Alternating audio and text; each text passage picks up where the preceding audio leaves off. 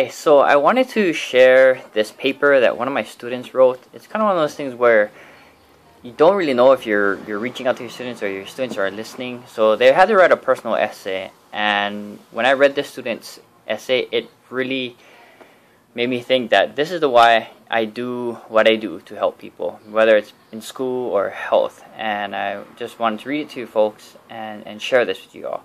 So this is how it goes. Everyone loves success. Everyone loves to dream. Everyone wants to achieve their goals in life. Why don't you turn those into a I love success because I have succeeded. I love my dreams because they've came true, and I want to achieve into I have achieved. I believe you yourself can do anything you want to do in life, but it's all up to you. Nowadays, everyone has really big dreams, but no one has a big enough heart and strong enough mind to actually do what it takes to live their dreams. It seems like there's always something that's holding them back. Anything could be holding them back from their dreams. In my case, the only thing that's holding me back is my grades because of laziness. Honestly, I really do dislike school because I find it super boring, but I know for a fact that school is the only way to be successful in life. Technically, not the only way to be successful, but for everything you're going to need the brains to do things. You could be the best athlete out there, but what are you when your grades suck? I've always had this problem where I didn't care if I didn't do my homework, or not because it felt like no matter how hard I tried and the effort I put in, it was never good enough. It was if I tried my best only to get a low grade, and it made me feel worthless. How would you feel if you felt worthless? From experience, it sucks. It really does. So for a while, I had a why try attitude. Why should I try my hardest to get a grade I'm not going to be satisfied with? That's exactly how I felt. Third quarter this year was nothing to me. My attitude was just negative for everything I did.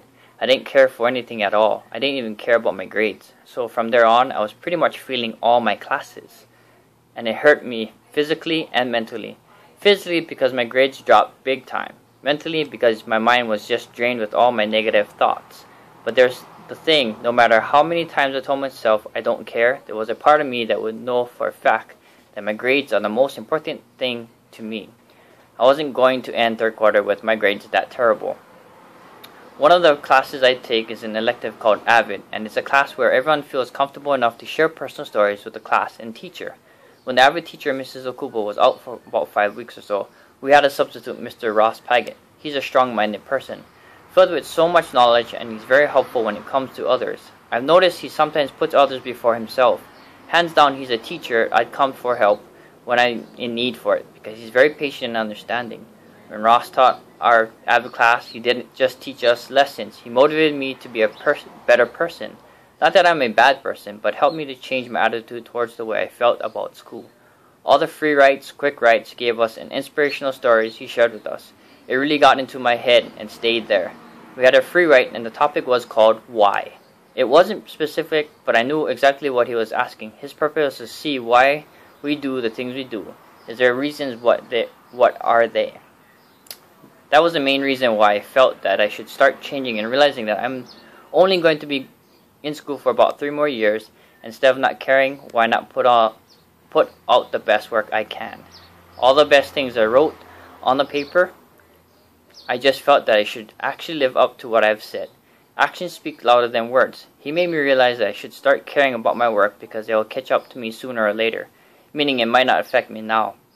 But if I don't get into a college because of not caring my freshman year, it'll affect me later at that time.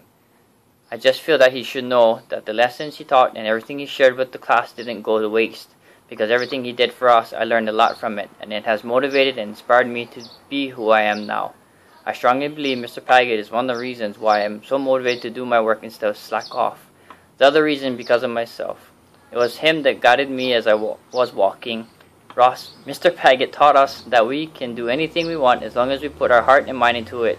And because of the progress I made from third quarter till now, I believe what he said is true because I took the time and effort to do my work, and now it feels like everything I've done is finally paying off with the outcomes of my grades.